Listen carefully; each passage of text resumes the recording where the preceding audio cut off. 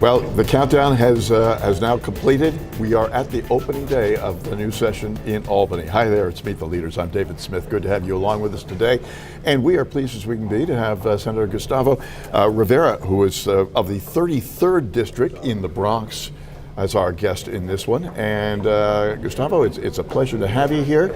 You are now one of the old timers. My gosh, you've been around for 8 or 9 years already. I never thought that was going to happen, but yet here we are. This is the beginning of my 9th year, my beginning of my 5th session.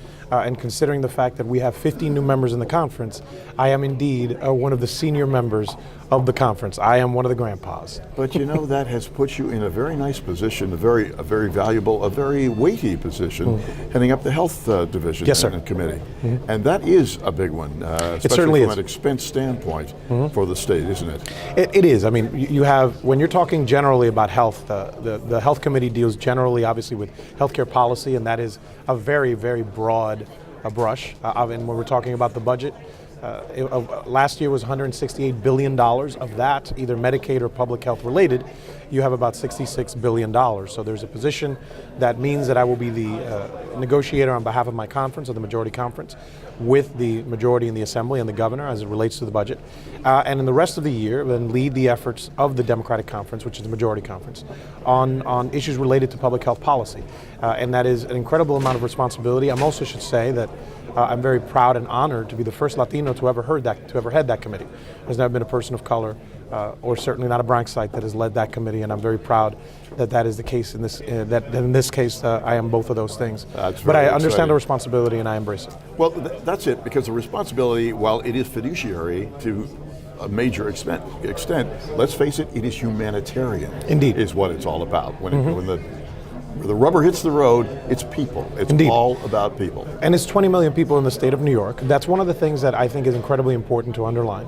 Whether it's my leader, Andrew Stewart Cousins, whether it's myself or any of my colleagues who are now chairing committees in every area of a policy that you can think of, in labor and criminal justice and healthcare and education, we understand that even though most of us who come from downstate, that we have to represent the entire state of New York.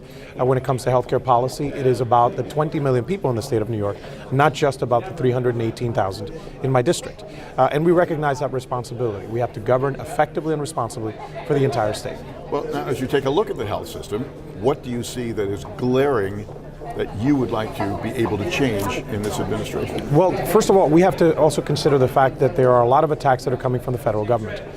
We are in the current, in this administration, the gubernatorial administration for the last 8 years has actually done a very good job as it relates to transforming Medicaid, which is the healthcare program for working class and poor people in the state of New York. We've redesigned the system slowly but surely to be more effective, to provide high quality care while flattening the cost curve. It cost us less. But we can only do that if the federal government continues to allow us to do that.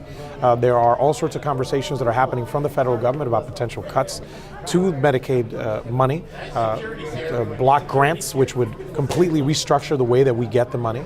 And there's a lot of concerns that exist all across the spectrum on healthcare issues that we have to be very aware of. And one that is very glaring, there is something that we need a different way to deliver care in the state of New York. And there's a bill that I sponsor called the New York Health Act, which would create a single payer system in the state of New York. Now, it is an immensely complicated piece of legislation. I have carried it for the last couple of years, and this year will be an important year in moving that legislation forward.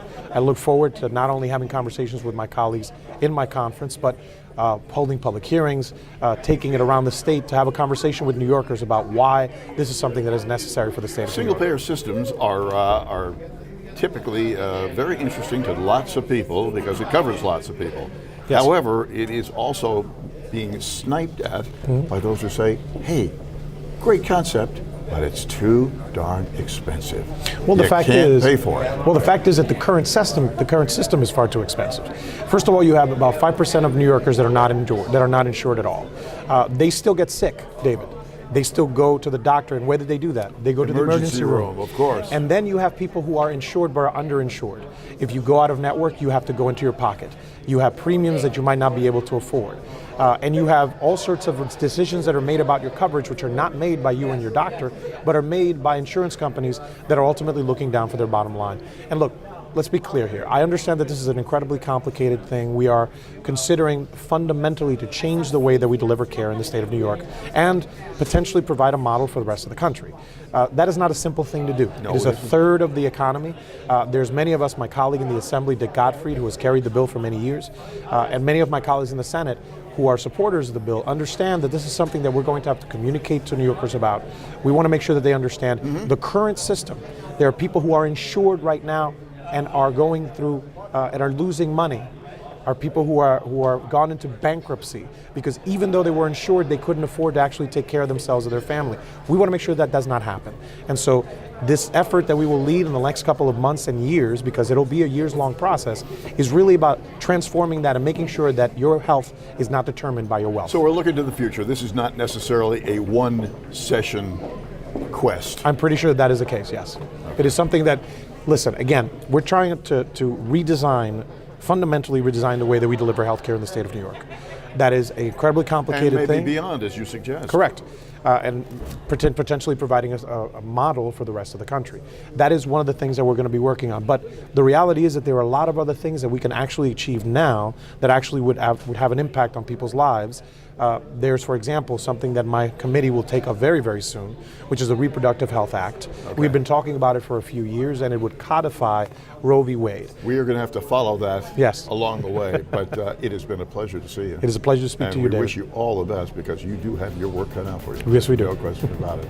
Senator Gustavo Rivera of the 33rd District of the Bronx, now heading up the health efforts in the House. Very interesting and a lot of work to be done. Thank you. Thank you. And that's our Meet the Leaders. I'm David Smith.